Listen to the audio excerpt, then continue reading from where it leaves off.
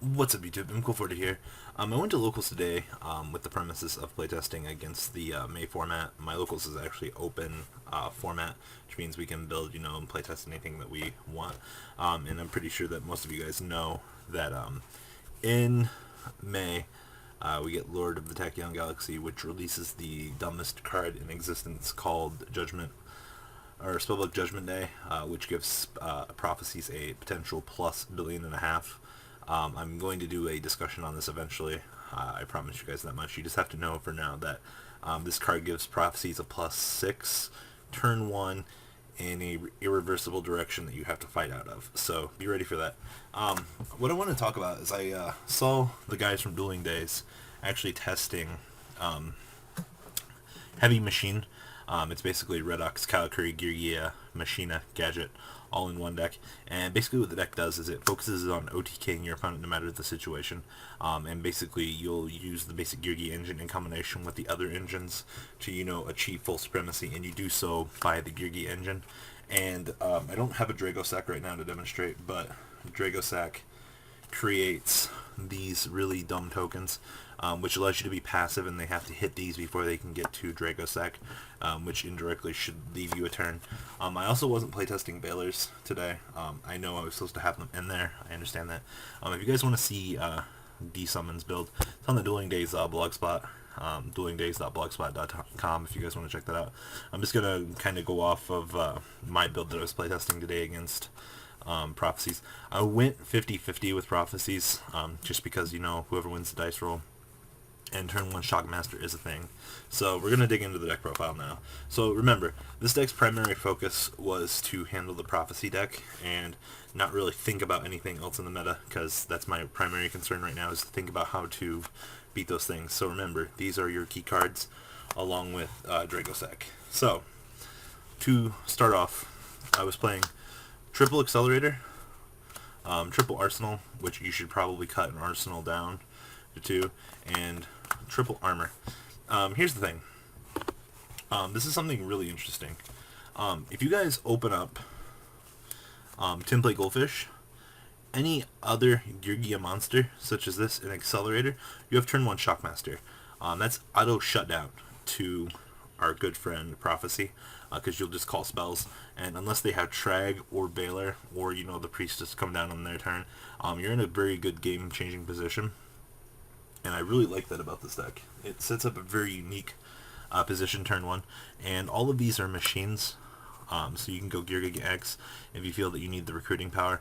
You can also set up your armor plays to recruit for accelerators, much as the normal Kalikuri deck would do. And you also have a really cool ability to do the turn 1 Shockmaster play through the form of all of these cards. So that's basically the Yugioh engine.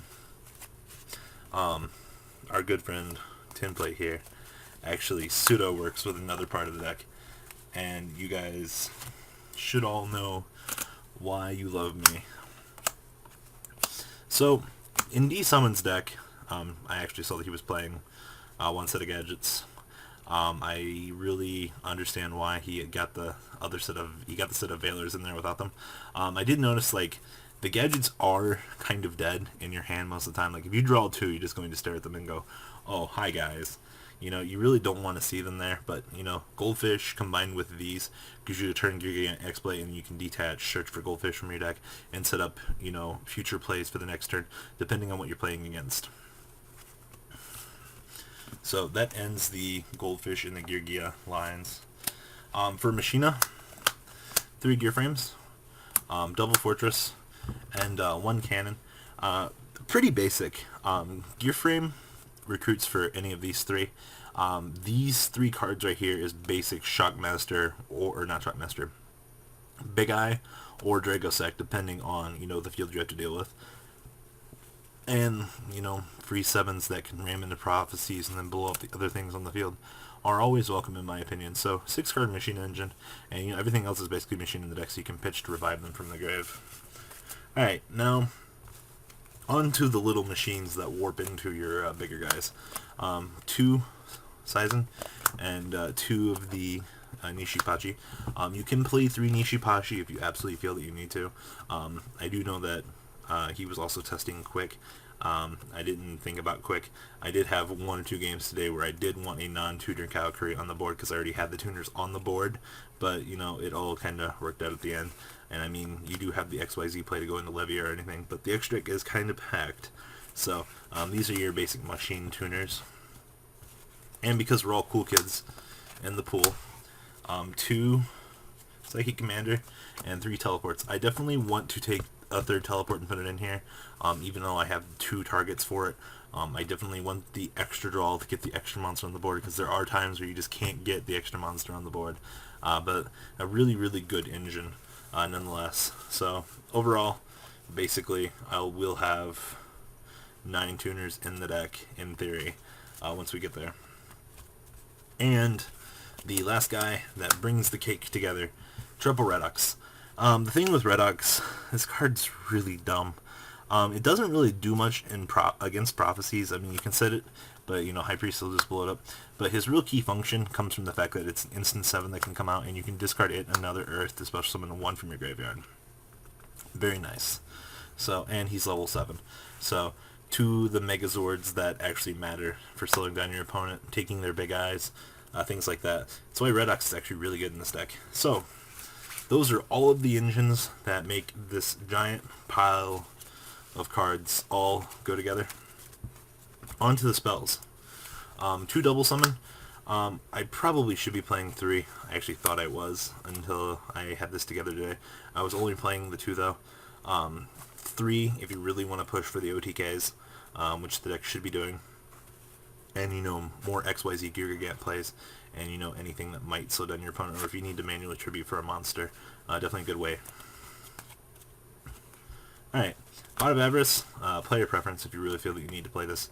More conventional OTK variants I've seen of this deck floating around are not playing Avarice, but you know, the later the game goes, way more powerful the card becomes. Monster Reborn, hee hee hee. And then, playing the 1 Heavy Storm. If you're in an OTK environment, you kind of do have to realize that you do need to play this card, because if your opponent's got 4 back rows, and you're just about ready to blow your load in their face, you kind of like to have Heavy Storm. This card actually won me 2 games against Prophecy. I cleared their board of their 5 back row to equalize it, and then I put my monster army on the board. Some Prophecy decks are playing Threatening Roar, some are playing, you know, the Fiendish Chain lineup. Just depends. Good card, in my opinion, but that's up to you guys if you want to play it. I do need to get Veilers in here. I do need Veilers. Veiler really, really hurts the Prophecy deck a lot more than most people think it does. You stop their big eye or your Prophecy guy from blowing up your card, and they just kind of look at it and go, oh well, you know, I have to conventionally go into my battle phase. But, like I said, the whole conceptual theory behind this was to, you know, OTK as fast as possible. D-Summon played the deck originally, he showed it to everyone, and off of the duel videos the other day, I decided to, you know, mimic some of the cards he was playing and, you know, test my own variant of this today against it. Like I said, probably out of about 15 games, I went 50-50.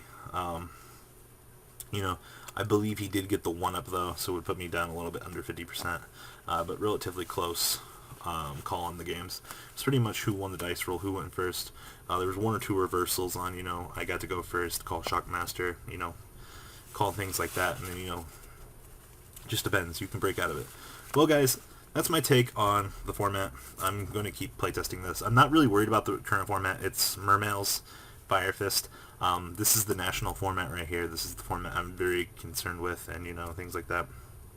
And I'm going to test Evil Swarms as time goes on. So, let me know what you guys think about this in the comments down below. Like this video. Show your support for originality. Like I said, I know a lot of you are going to be mad that I'm not going to talk very much about the current format. I will do deck profile videos to, you know, show the current meta. But, you know, once May rolls around, we have to worry about this. And I feel that this is more of a thing to talk about right now. Especially, you know, we have 10 unknown cards that can really change the game depending on what our exclusives are in Tachyon. But outside of that, we pretty much already know the meta for that.